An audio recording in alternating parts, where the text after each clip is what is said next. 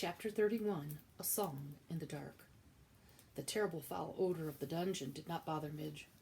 Perhaps it was because sometimes when Uncle was giving her a good clout to the ear, he missed his mark and delivered a good clout to Midge's nose. This happened often enough that it interrupted the proper workings of Midge's olfactory senses, and so it was that the overwhelming stench of despair and hopelessness and evil was not at all discernible to her, and she went happily down the twisting and turning stairs. "Course," she shouted, "it's dark, ain't it?" "Yes, it's Midge," she answered herself, "but if I was a princess, I'd be so glittery light-like there wouldn't be a place in the world that would be dark to me." At this point, Miggery Sow broke into a little song that went something like this. "I ain't the Princess P, but someday I will be the P, someday I will be." Midge, as you can imagine, wasn't much of a singer, more of a bellower, really, but in her little song there was, to the rightly tuned ear, a certain kind of music. As Midge went singing down the stairs of the dungeon, there appeared in the shadows a rat wrapped in a cloak of red and wearing a spoon on his head. "Yes, yes," whispered the rat, "a lovely song, just the song I've been waiting to hear." And Roscuro quietly fell in step with Miggery Sow. At the bottom of the stairs, Midge shouted out into the darkness, "Gore, it's me, Miggery Sow. Most calls me Midge. Delivering your food. Come and get it, Mr. Deep Downs." There was no response.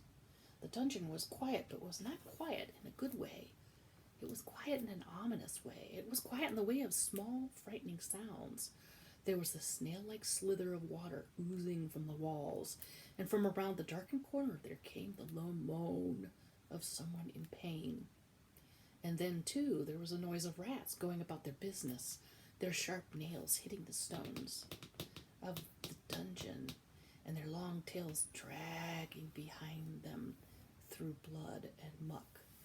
Reader, if you were standing in the dungeon, you would certainly hear all these disturbing and ominous sounds. If I were standing in the dungeon, I would hear these sounds. If we were standing together in the dungeon, we would hear these sounds and we would be very frightened. We'd cling to each other in our fear. But what did Miggery Sow hear? That's right, absolutely nothing. And so she's not afraid at all, not in the least.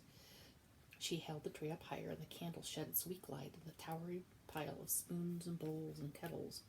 "Gore," said Midge, "look at them things. I ain't never imagined there could be so many spoons in the whole wide world."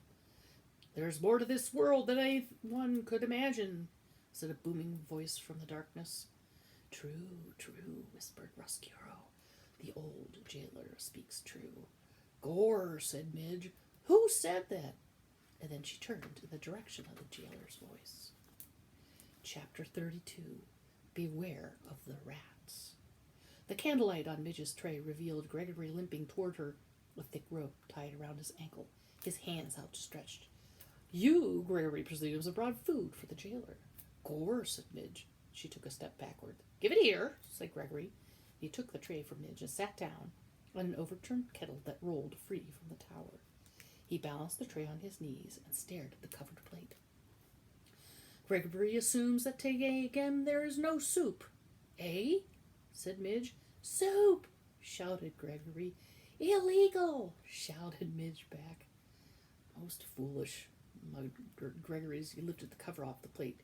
"Too foolish to be born, a world without soup." He picked up a drumstick, put the whole of it in his mouth, and swallowed and chewed and swallowed and chewed.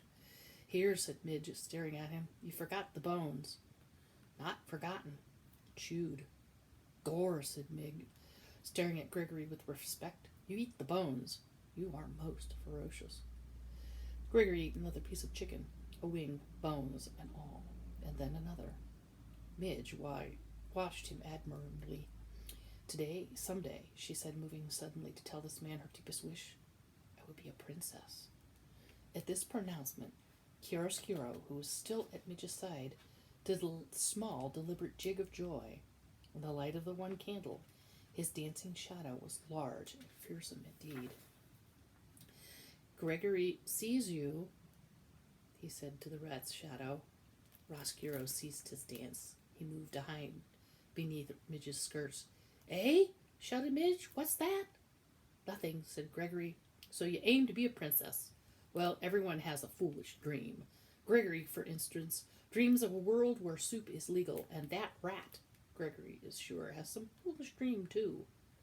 If only you knew, whispered Roscuro. What? Shouted Midge. Gregory said nothing more.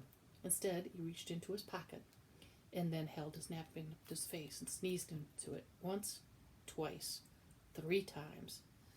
Bless you, shouted Midge. Bless you, bless you. Back to the world of light, Gregory whispered. He balled the napkin up and placed it on the tray. Gregory's done, he said. He held the tray out to Midge. Done, are you? Then the tray goes back upstairs. Cook says it must. Take the tray to the deep downs. You wait for the old man to eat. Then you bring the tray back.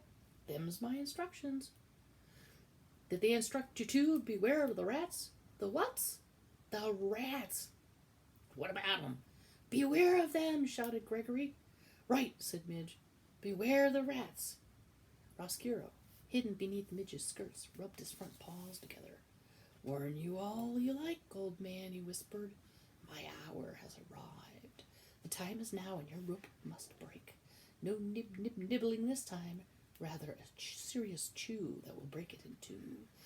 Yes, it's all becoming clear. Revenge is at hand. Chapter 33. A Rat Who Knows Her Name. Midge had climbed the dungeon stairs and was preparing to open the door to the kitchen when the rat spoke to her. May I detain you for a moment? Midge looked to her left and then to her right. Down here, said Roscuro.